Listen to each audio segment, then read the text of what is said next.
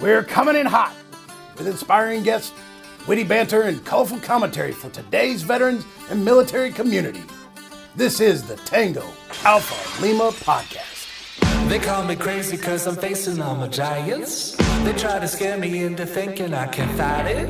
They tell me I should never even think of trying. But that's just me, I'm gonna live out in defiance.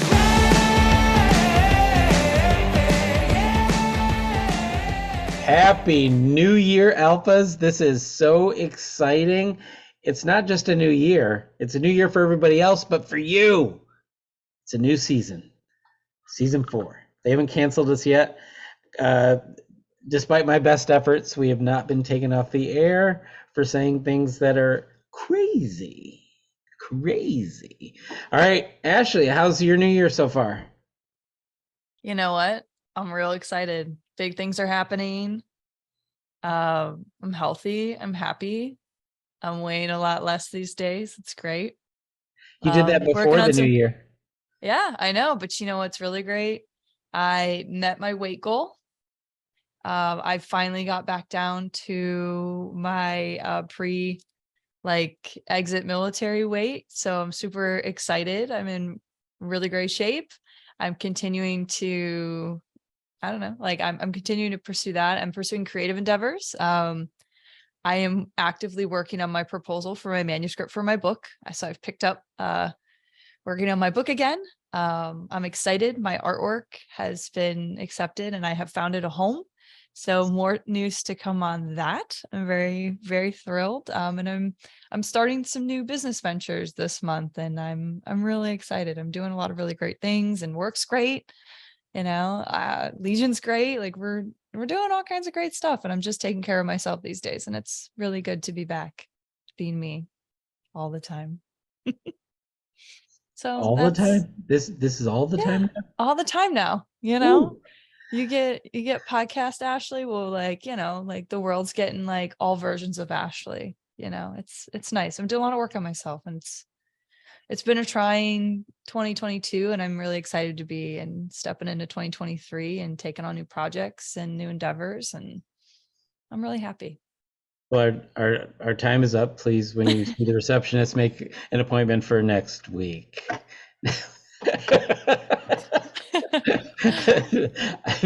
Who knows? Maybe I'll get my doctorate, and then when you call me, you'll have to officially make doctor appointments. Yeah, that's probably. Oh, I don't think that's going to happen. But I mean, the doctor might happen, but I'm never making that phone call. It'll happen, ladies and gentlemen.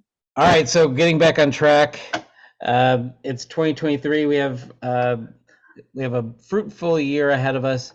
We've had 3 fruitful years behind us, and we are ready to go. We are not abandoning any of you, unlike the first story that we have.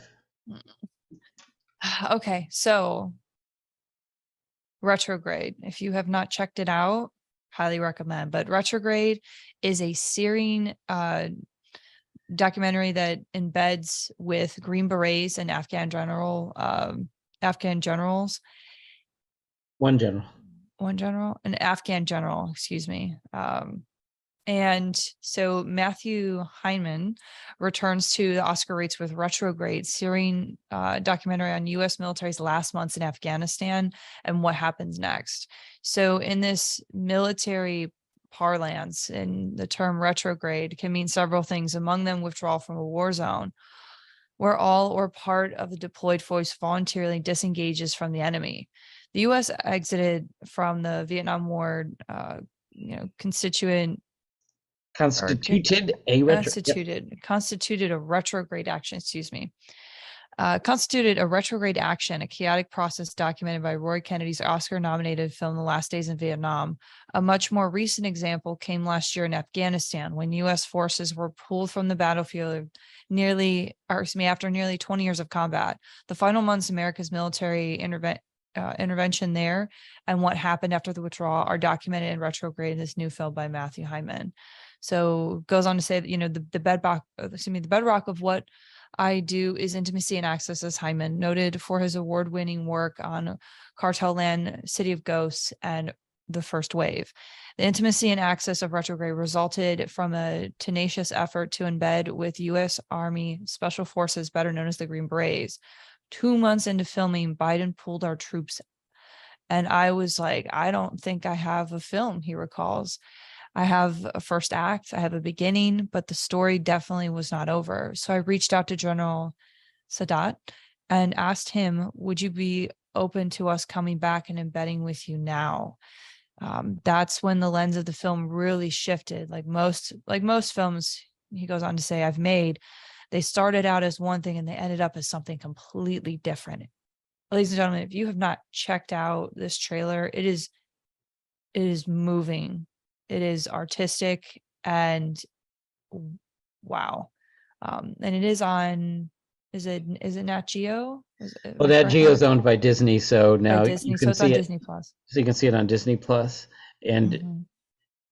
I was taken aback by a few things. I've only seen half of it, so I think I've gotten through where he talks about I don't think I have a film yet, because the Americans just left, and I had to go somewhere, so I have to pick up and watch the second half later, and I'm about halfway through. But it's I'm reading here that remarkable dropping in a triumph. I mean, it's already all of those things. The Americans who had to leave were so dejected, and because they felt they were abandoning people they had been teammates with for years. This wasn't a 6-month deployment for them. This was, they were there working with the general and helping with training and sitting side by side in the war room watching videos, surveillance. And then they're just, and I mean, it's quick.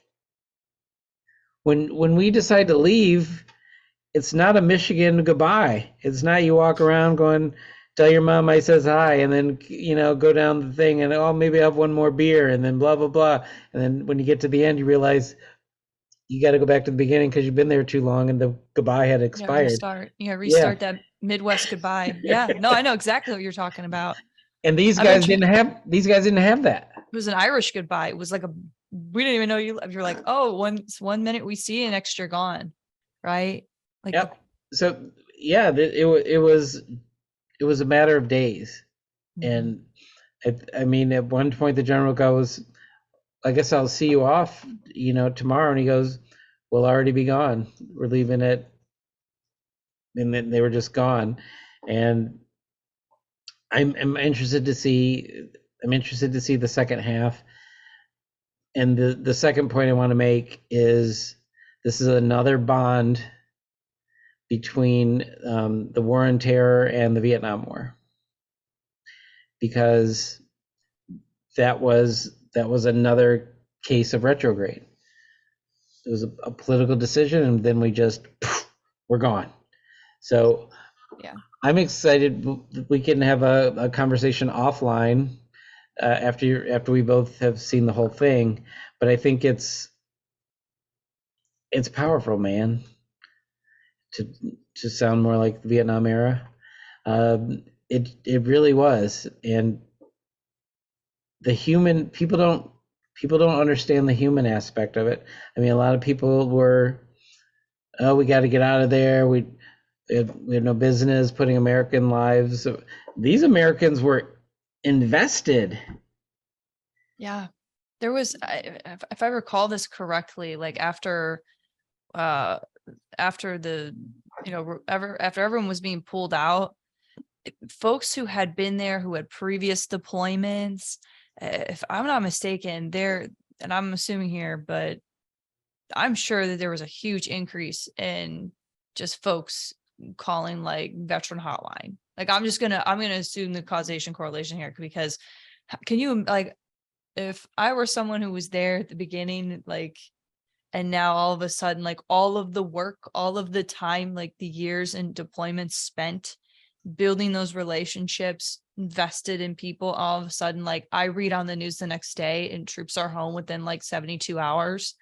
that we're just done, and that we're still technically in, a period of war. Like it's devastating.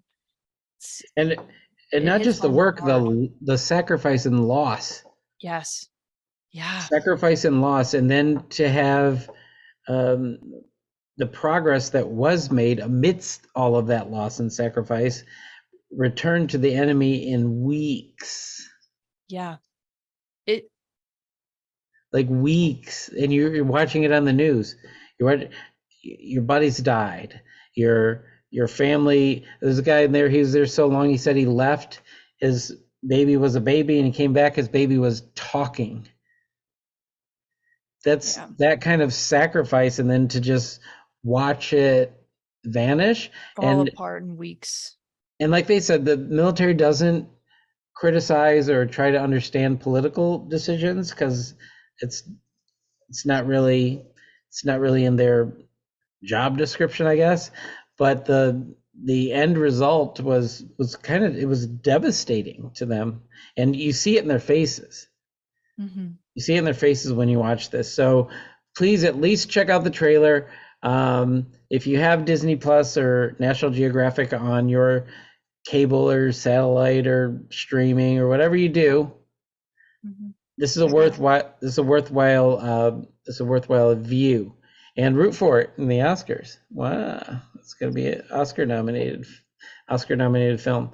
So today we have we're not going to stick with the boo-hoos. It's a new year. We gotta have some fresh positivity injected into this. And we have a guest that's going to do that for us. Today, we're going to be joined by Connecticut State Trooper Kyle Kaleberer, who has been a police officer for 15 years and a state trooper for 9. He works with a K-9 on the Connecticut State Police Technical Team and patrols I-84 in Tolland. I'm going to go with Tolland County, Connecticut. During a patrol on, get this, September 11th, 2021, Trooper Kaleberer stopped to check on a driver that pulled off the highway and activated their hazard lights. The body cam of this interaction with the young veteran inside the vehicle has since gone viral, and Trooper Kaleberer has been lauded for his touching show of humanity. We're going to be right back with Trooper Kaleberer to learn more about what happened that night right after the break. American values and patriotism. The American Legion advocates for upholding and defending the United States Constitution, equal justice and opportunity for everyone, and discrimination against no one, youth education, responsible citizenship, and honoring military service by observing and participating in patriotic and memorial events. We are veterans strengthening America. We are the American Legion.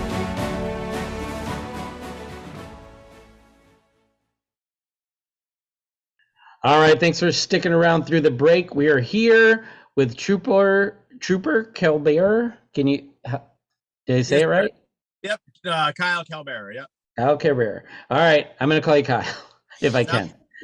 All right, ladies and gentlemen, you are fortunate today to meet a viral video star. And when you have a police officer in a viral video, it's not always the greatest thing, but this one is awesome. If you haven't watched the video yet, please pause and go check it out. And it's in the show notes if you're watching on YouTube or anywhere. It's in the show notes everywhere, right, Holly? So you can go watch that video here. I'm just introducing you because I'm relegated to second class status. I don't get the first question. That's my job. All right. Can I have a hug? See? Yeah, absolutely. You're first class. All right. So I'm going to hand it over to Miss Ashley Marie Gorbulja over there on the East Coast. She's freezing along with you while I'm over here in Los Angeles. I'm a Midwest gal. It's got to get like below 20s before I start complaining. Yeah, same. Yeah. And people are like, oh, what are you doing? You don't have a jacket on. And I'm like, yeah, this is grass cutting weather in Ohio. Get after it. Like, figure it out. We're fine. Yeah. I digress. So for our alphas out there who have paused and watched the video, Kyle, I would love to have you walk us through what happened on that night on I-84. Okay. Just to kick it off, your perspective. So actually, I was just doing traffic enforcement late at night on September 11th, just basically looking for any reckless drivers because the highways are full of them these days. And then I heard a vehicle. You can sort of hear cars come to a stop or a slow when you're around the highway. And I heard a car stop behind me. I was basically in that grass area between an off ramp and the highway. And so I look behind me and I'm kind of looking, I see a truck and it's a very bad spot to stop where he stopped. So I was kind of confused what he was doing. And then after a couple of seconds, I'm like, oh, that needs to be checked out. So I reversed my car, backed up, and then pulled behind him. And as I pulled behind him, I saw him waving out the car, the driver's side window. So that was like right away, I was like, this is a little bit different than just someone who's looking at directions on their GPS. And then as I approached the car is right where I think the body camera that went viral starts. I could hear him clearly in emotional distress as I'm walking up to the truck. Mm-hmm. So right away, I realized that this is something that is going to take, all my attention. This is something that is not normal for basically what I call a disabled vehicle. It's not someone who ran out of gas. It's not someone who's lost. This is someone who needs help. And right off the rip, I noticed that he's a young kid, early 20s. And I think what made this video so relevant is everyone, for all the comments that I've read online, everyone notices his voice. His voice was just so broken. And that's what right away it was like. I knew this. I took some flack from other people who analyzed the video of my safety and so I could tell right away by his voice and how he was acting that this is someone that was looking for help and not looking to start trouble. So that's why I kind of took it the way I did, and I was able to, and that was thank God, because it worked out great in the end. That kid was just someone who really needed help, and I'm just really glad that I was there at that point. Everything else after the fact was pretty much like standard procedure. I mean, this video went viral, but this happens, unfortunately, almost on a daily basis for police across America.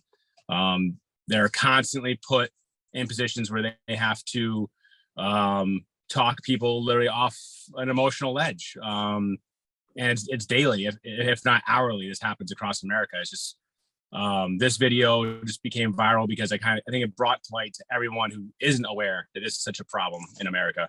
And I think that's why it kind of took off the way it did. I would say it probably took off because of something he said, that his voice, and then your ability to de-escalate and, as you say, take someone off the emotional bridge. I don't remember what you said, but I'm curious, and I thought about your safety, as a matter of fact, just not from your interaction, but just the walk up, the approach, because from officers I know, that's one of the most dangerous parts of it. Seems like it's the most routine part of the job, but it's also one of where you're the most vulnerable. Yeah. Is there any special training in terms of turning that aggressive part off, like that it's not a bad guy? And can you talk about that training that goes into that? Yeah, so I've had a little bit more than most, only because I hopped around a little bit when I was younger. I was a police officer in my hometown first. I had to go to the academy for that. That was up in Mass. And then I moved out to Connecticut. And I was a local cop here, so I had to go to another academy. And then when I decided to become a state trooper and wear the big hat, I had to go through another academy. So I've gone through 3 academies. So I've had, almost triple, if not double, of the training of a lot of other officers, which is huge because a lot of those tactics they talk about, it's been drilled into me 3 different times over the course of, thousands of hours. So that definitely, I think, helped helps me understand all the different types of scenarios that could happen, because I've had so much extra training with that. And then it just comes down to the experience. State troopers, we stop thousands of cars, and it goes from the most, quote unquote routine stop of just, someone who's speeding, going to work, or they're late to a doctor's appointment. So when something doesn't fit that mold of what you've seen thousands of times, that's where, you hear the cops and police talk about their hunches, or they, the hair in the back of the neck kind of raises up because they realize something's different about this. And that was kind of the same thing. For me, it was, I think, his body language waving out the window to me. Just the way he was doing that, it kind of took my attention again away from, this is not a routine someone out of gas. This is someone who's trying to get my attention for something. So let me kind of take off, we call it take off the big hat. I'm not going to approach this so much as a state trooper. I'm going to approach this more as someone who is going to see what kind of assistance I can lend this person. And that just comes, I think, with more of experience. You can train all you want, but until you kind of have a baseline of what's a normal traffic stop or a normal disabled vehicle, it may take a younger, more inexperienced person a little bit longer to realize that this is no longer just, sir, let me see your hands, step out of the car. It just takes time. It takes experience. All right. So this is where we do the question, the follow-up, and then we kind of change course a little bit. So I want to change course a little bit. Holly wanted a question asked. Where's that question that you had? It doesn't matter. In the American Legion, we have this. She'll type it up on the screen if she really wants me to ask it. And I see another note here. The American Legion, we have a Be the One program. I know it's about suicide prevention. And if you were here, I would give you one of our pins that says the one, because I think that you've demonstrated yourself to be one of the ones in a life-saving situation like that. Do you have, for anybody out there, I mean, you have, it's not just the job. I mean, part of the reason the video went viral is because of who you are, and what you exude and put into a situation that most likely saved a life. What kind of advice would you give to people who are just out here? I didn't go to 3 academies. I don't have any of the training that you had. I am capable of hugging in certain situations, but what kind of advice would you have for just general people when they come across somebody who's desperate? So my biggest thing is you really have to put yourself in their situation. And it has to happen fast, because they're facing whatever it is. They're facing the most difficult time in their life at that moment.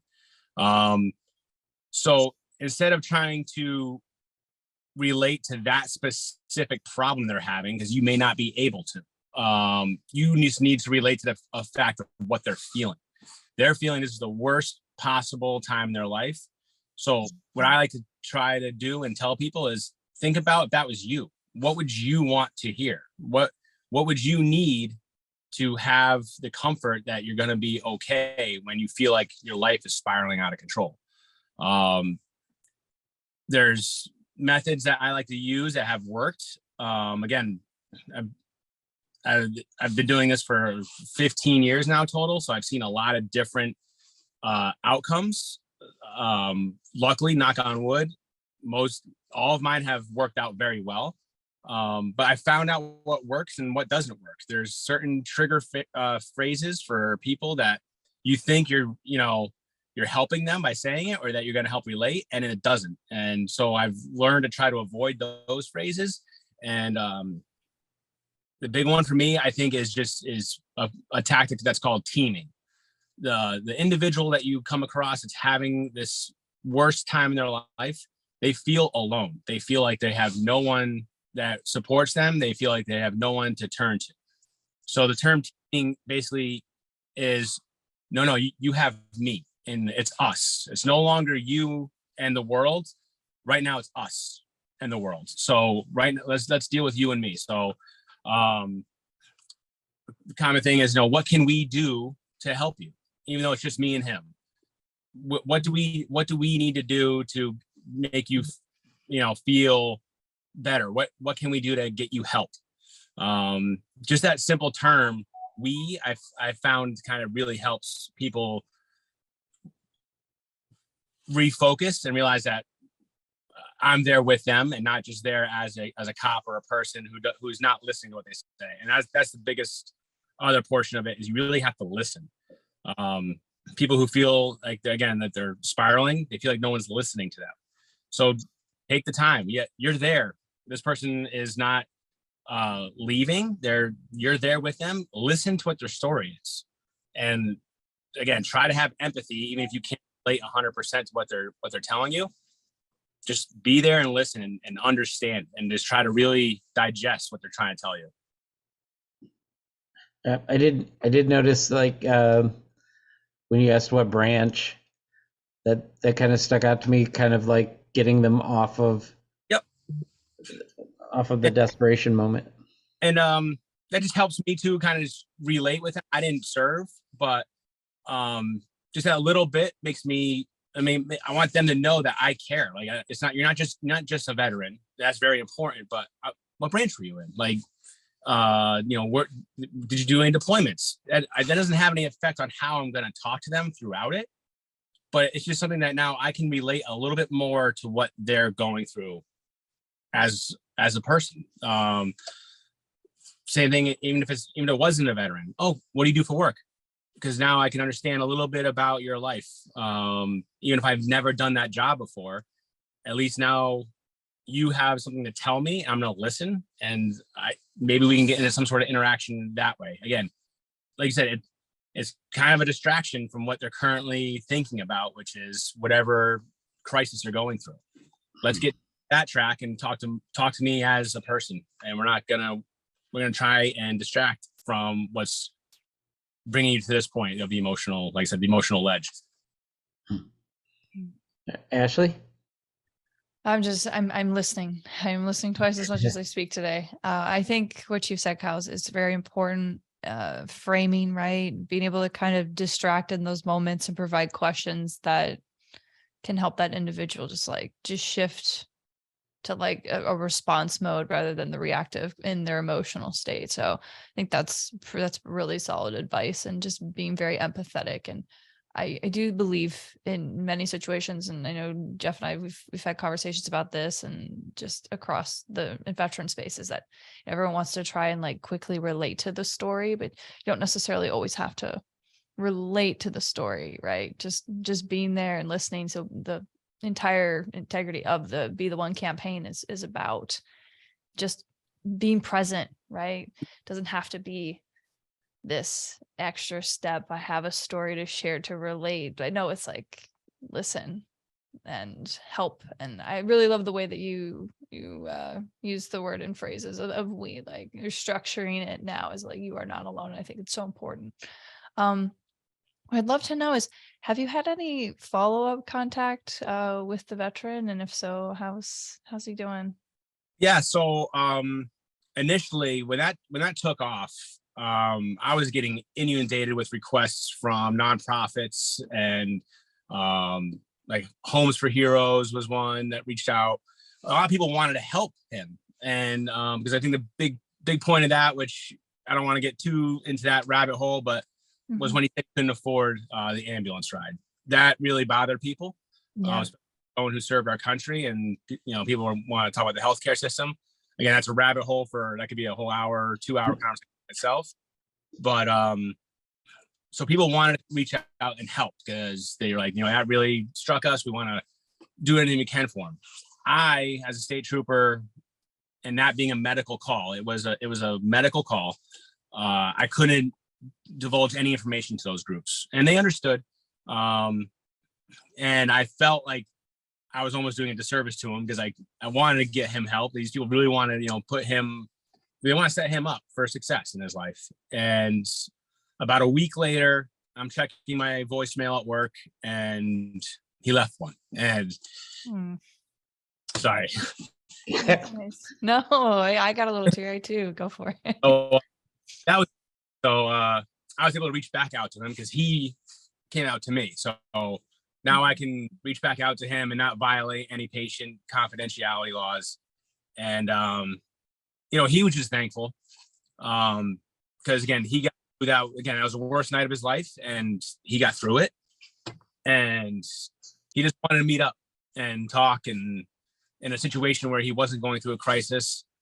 At that point, I had so much, I don't know the term, like, for lack of a better term, I had so much swag sent to the troop by people who just wanted to say thanks.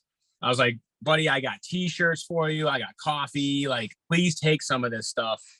Because people, really for you. Like, it was for him, not us. So we met up, a couple weeks after that, just talked. We hugged out again. He's doing good. He's doing really good. And I think he's going to be a very successful young man, no doubt. I love hearing a happy ending for something like this. And God, it just reminds me of something that people in your position, or ER doctors, or they see these people and they intervene in the moment. And so many times you have no idea how that story ends, right?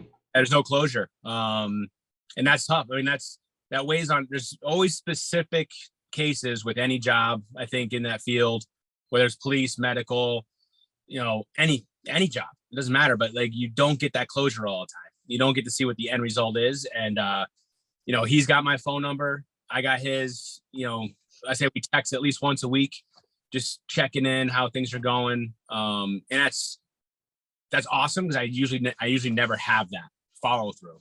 And barring anything crazy happening in my life as far as career change or anything, I don't see us losing contact, because we both live in Connecticut, and I think we're going to be able to definitely stay in touch for a long, long time. That's actually one of the best stories we've probably had on here. Yep.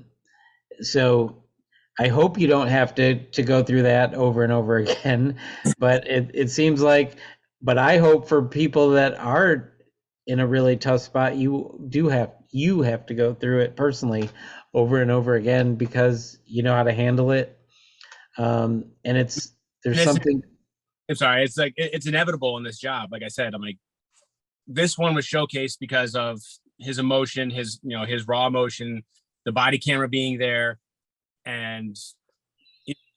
But this happens every day in law enforcement. It's not just me. It's not just Trooper Kelbear in Connecticut. This is every cop, every trooper, every sheriff. They've all done this. Just last night, we went to another call for a woman who was having a real hard time and took off in an unknown mental state, and used my dog, and we found her. And as I found her, she was, again, clearly in distress. Hey, what's going on? And she was like, I'm just having a real hard time. I'm a Marine veteran. Right. And this is 2 months from September 11th, 3 months. So it's not just me, even though it just seems to be over a reoccurring thing. It's every day, unfortunately. And that's why I think this video is so important, is that it brings to light to everyone else who doesn't understand this problem with basically our mental health as a society, and specifically what we can do for our veterans. Well, thank you so much for intervening in that, and thanks for talking about it with us today. If you text that young man, tell him we're pulling for him, and also let him know he has a legion somewhere near him where he can get that camaraderie and people who can understand at least a piece of what he's been going through, because that to me is one of the invaluable benefits that we have, is that people with like minds and like experiences for him.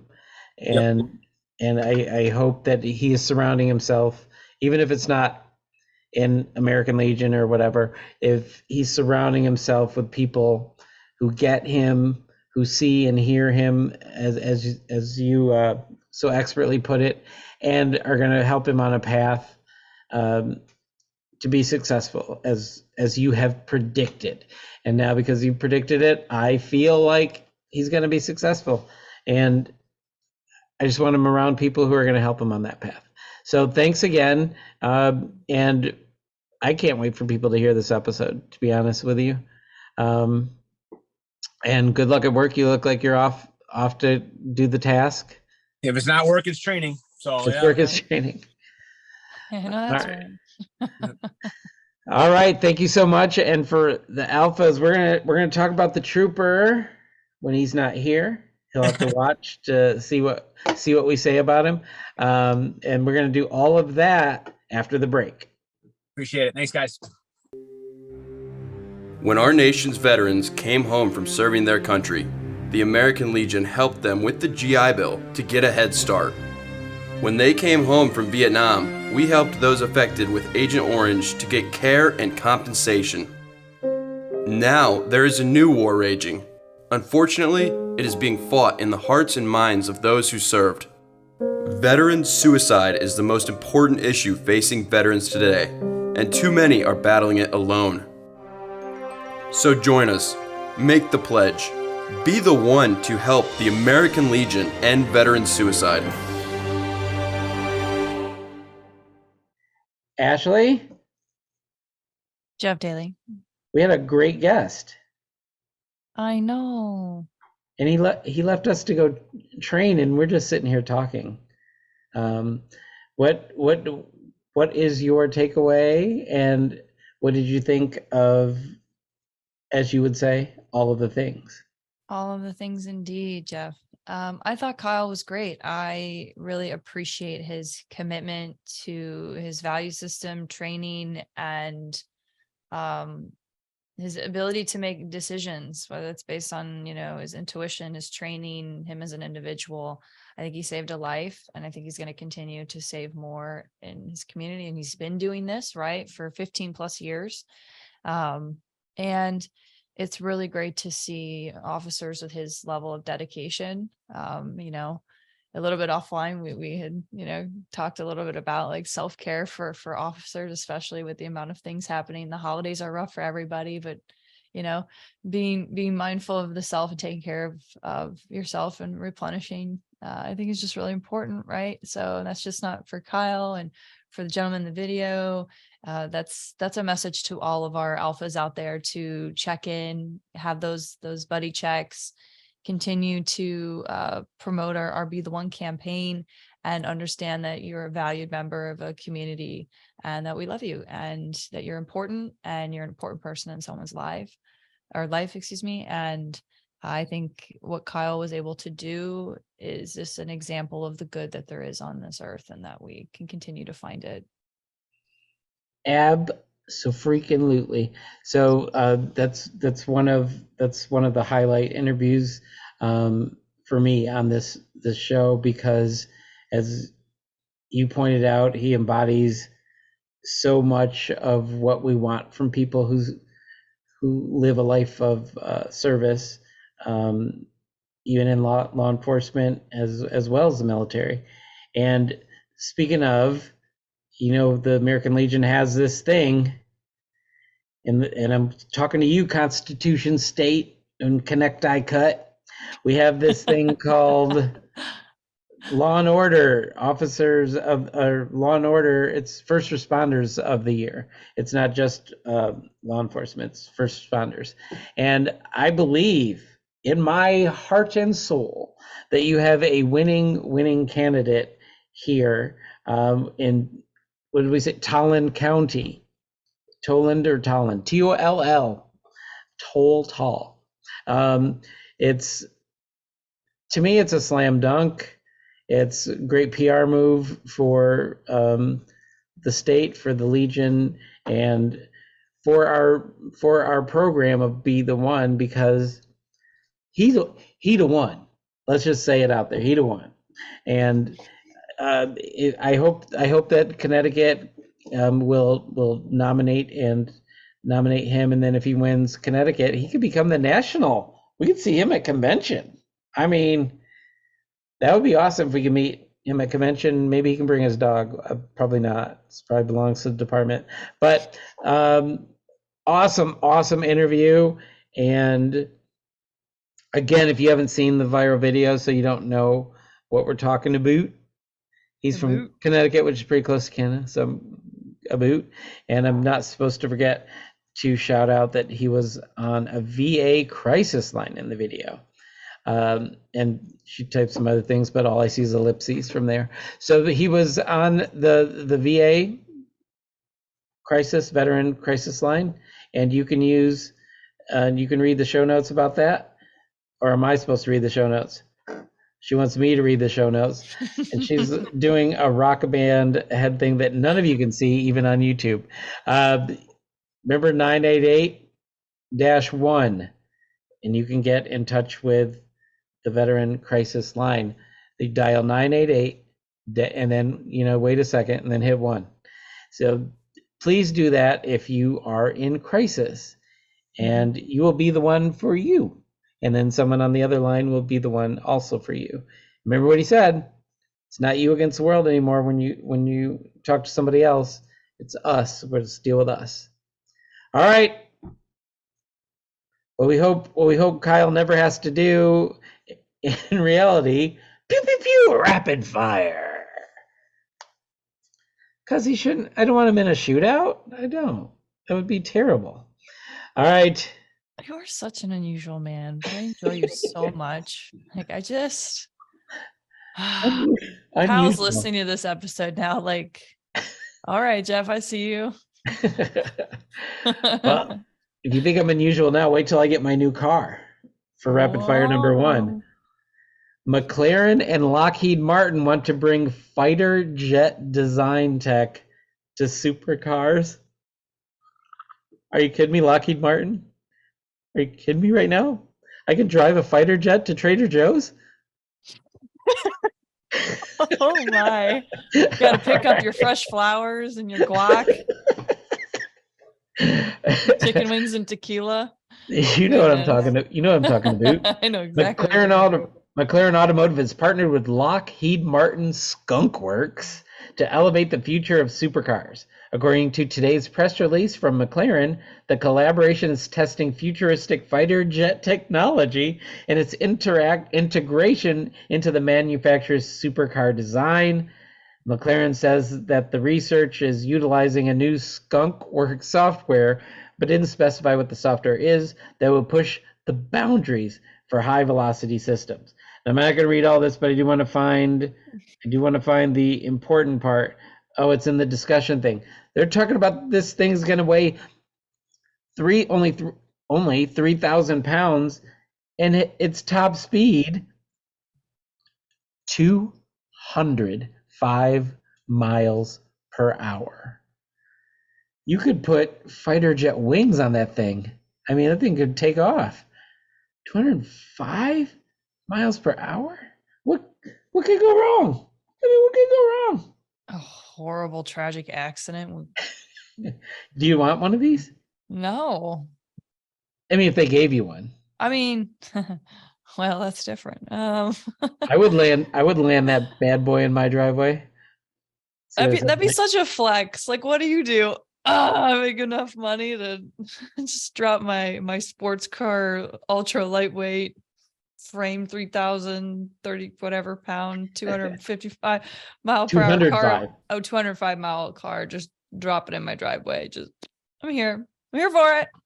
I couldn't even run errands without putting on some kind of Top Gun attire, because I just see you in aviators and like an off-brand leather jacket of sorts, like an aviators, and then you just have, like, I'd feel the need for speed. Yeah.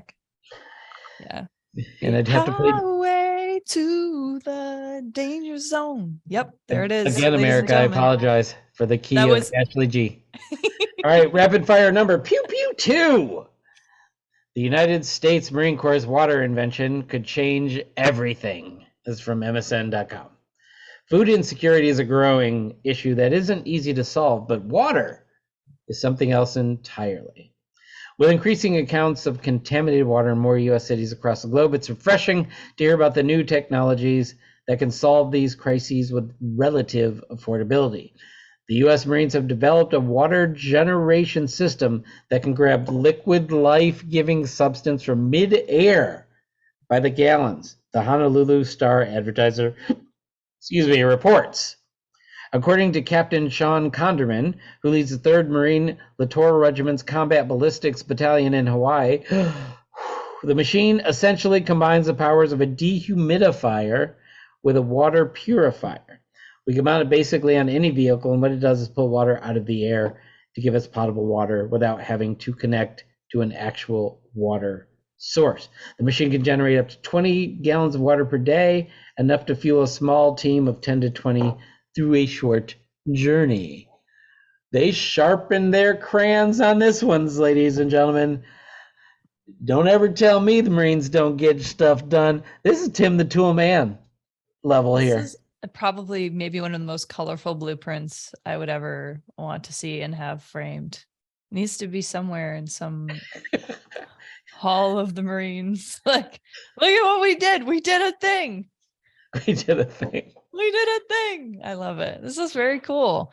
I think this is an important issue, especially as we look at a lot of climate crises, and it's a varying issues, right? We look at communities who have food deserts, like water that is just not safe, right? Like out of date infrastructure. We've got the infrastructure bill at large. There's a lot of movement on electric vehicles, even in our previous story, right? Like we're starting to look for alternative means for energy. And I mean, there's just a lot of really cool things here to think about, and just being able to have a portable water source without having to connect to actual water source is pretty neat, if I understood that correctly. So yeah, this is very neat. It's a next generation of water systems that can help families in crisis. Yeah, all that. But disasters, you didn't rural get my Tim the countries. Tool Man Taylor reference, did you? I did. I was Wilson. I was just peering over the Okay. fence here for you.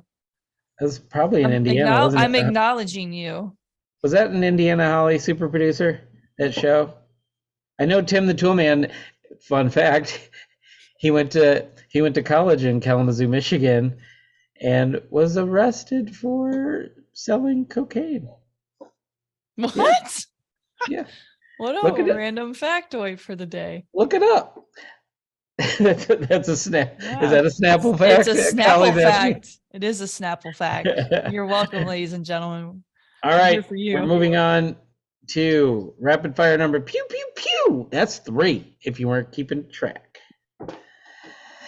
There's a man out there, 100 years old, loves gym workouts, exercises every day for longevity. He's not in the military. I bring this to you because it's the new year and we all need to be Motivated. doing some things. For anyone who needs motivation to exercise, meet 100-year-old Les Savino, who drives himself to the gym most days of the week for a 3-hour workout. I don't feel like going now that I'm 100, but I still go. I know it's necessary if I want to enjoy life. Most people at 100 no longer enjoy life. Leave that alone. My days are just as normal as when I was 30. Savino, who lives independently in Hanover, Pennsylvania, tells Today.com, exercise is much better than medicine. A lot of people just live on pills, but I don't. I take pills for high blood pressure, and that's the extent of it. My man. All right. Okay. All right. All right, Les, we see you. Les is the Crushing man. it. Les is the He's a man. man. Yeah, I love that. I love that he has that. He's like, I don't feel any different than I was 30. That's a mentality. And I think like there's something to be said about his mental health and state of optimism, right? Like he doesn't strike me as a fatal optimist, right? But like he's like, I am going to be the best version of myself. I'm going to work out. I understand it's important. It's good for my health. And he's in a good place, right? And It's if you read the whole thing, it's long. I had to pluck out little excerpts. He gives a lot of advice on longevity. He can never remember being drunk, but he has 2 martinis every day. So every day. He's Oh, man. he has a quote. He says he continues to, even when he doesn't want to go, he continues to go to weightlifting because weightlifting has given back to him so many times. Because he talks about how when he leaves, his flexibility is better, even from his daily workouts. So good for you, Les. Yeah. You didn't wait for the new year like the rest of us, but now we're gonna follow your lead, sir. We're gonna follow it. Not for Absolutely. 3 I hours. feel motivated. I Not don't know for if I'm 3 going to be hours. 3 hours in the gym. Yeah, I'm going to be 3 hours in the gym. But we got to work, pay the bills. Like, I mean, if you think about it, though, a lot of people say, oh, I don't have time to go to the gym. Like, if you were to take the percentage of your day and like commit a half hour or even like 2 15-minute walks, or like if you really, schedule out your exercise, it is a micro percentage of your day. And that's a percentage that you should be committed to giving to yourself. Like that's your time, right? And practicing like self-care, as we've discussed throughout the episode, like, yeah, like you got to take care of yourself. And this is important. And as we step into the new year, like thinking of all the ways to take care of our mental health, our physical health, our emotional health, our spiritual health, like Our financial health. everything, right?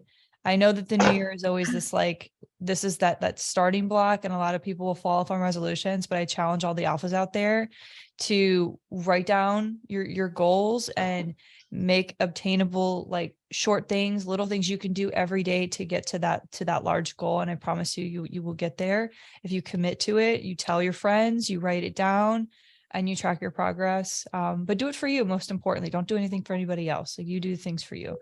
So practice self-love. Unless it motivates you to do it for, he might be doing it for his great grandchildren. Sure. And he might want to be around.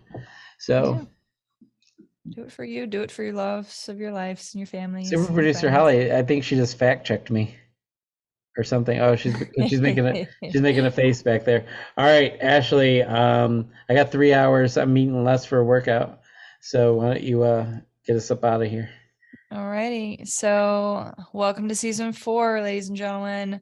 All the alphas out there, do not forget to mention us and let people know that we're out there, because 1, here's what you need to do. Tell them, don't forget to subscribe to Tango Alpha Lima podcast. So they don't miss an episode, whether it's on YouTube, Apple Podcasts, Spotify, or wherever they're consuming, or you are consuming your podcasts, of course, because we want you to leave us a big old 5-star review and tell us, or to tell the world how much you adore us, right?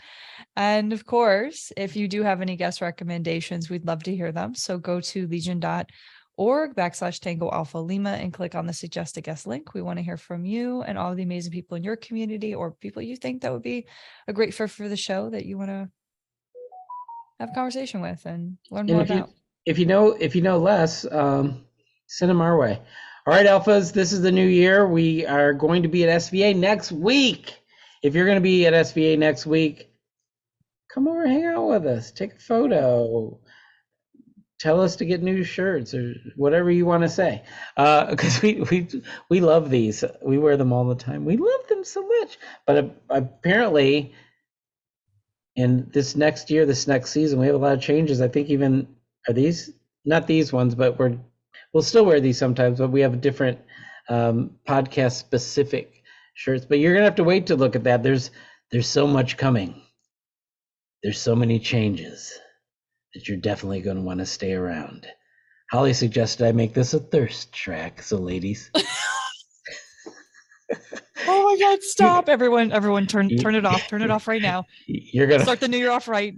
You're going to want Save yourself in your doctor appointment. Can I finish? Yes, I guess. Now I have to go back down to this voice. Alphas, stay tuned for the changes that are going to excite you. The changes that are going to waken something inside of you because you are alphas. And with that, I'm going to declare season 4, episode 140, because we count them all up. You don't get a season 4, episode 1. You get a season 4, episode 140, because we do things bigger. Mission complete.